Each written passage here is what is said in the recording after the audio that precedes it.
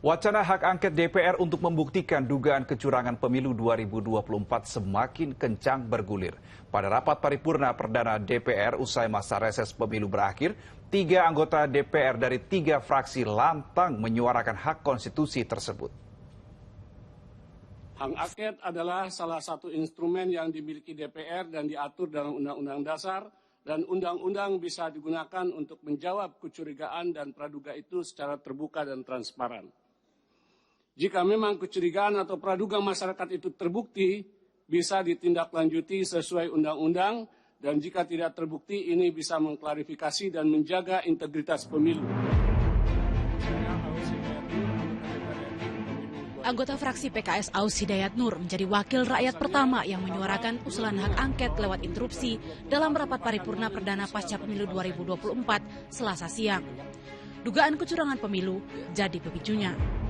Ketika para akademisi, para budayawan, para profesor, para mahasiswa, bahkan rakyat biasa sudah mulai berteriak tentang sesuatu yang dianggap ada kecurangan, maka saya kira alangkah naifnya kalau lembaga Dewan Perwakilan Rakyat hanya diam saja dan membiarkan seolah-olah tidak terjadi sesuatu.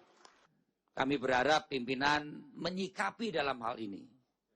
Mau mengoptimalkan pengawasan fungsi komisi, atau interpelasi, atau angket, ataupun apapun, supaya pemilu ke depan, kualitas pemilu ke depan, itu harus ada hal-hal yang dilakukan dengan koreksi. Interupsi Aus Hidayat soal usulan hak angket bersambut interupsi serupa dari anggota fraksi PKB Luluk Nur Hamidah dan anggota fraksi PDI Perjuangan Arya Bima. Hanya dalam hitungan menit, usulan itu ditolak mentah-mentah oleh Demokrat dan Gerindra. Namun apa sesungguhnya yang akan kita angketkan? Apa yang akan kita dalami? Apa yang akan kita selidiki? Perjelas dulu. Sehingga kemudian tidak serta-merta bahwa menuduh kecurangan, bahkan mendegradasi terhadap hak konstitusional rakyat, hak suara rakyat yang telah dicurahkan di dalam pemilu. Kalau brutalnya brutal di mana gitu.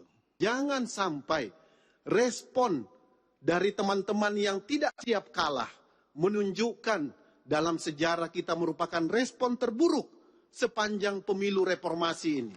Kenapa demikian?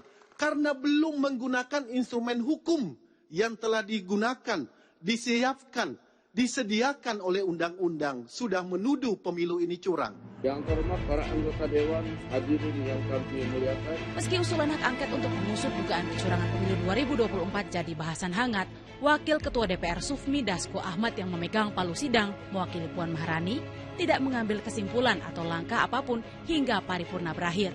Dewan yang kami hormati, hadirin yang kami muliakan, dengan seizin sidang Dewan, maka perkenanlah kami menutup rapat paripurna dengan ucapan Alhamdulillahirrahmanirrahim. Wassalamualaikum warahmatullahi wabarakatuh. Om Santi Santi Om Namo Buddhaya. Salam kebajikan.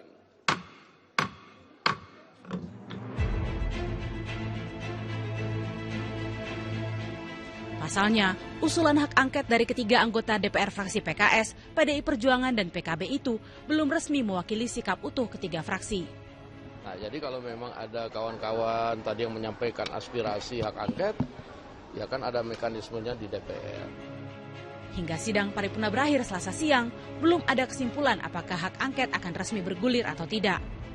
Sesuai aturan, hak angket harus diajukan oleh paling sedikit 25 anggota DPR dan lebih dari 1 fraksi. Usulan itu juga harus disetujui oleh lebih dari setengah jumlah anggota DPR yang hadir dalam rapat paripurna. Tim Liputan 6 SCTV melaporkan dari Jakarta.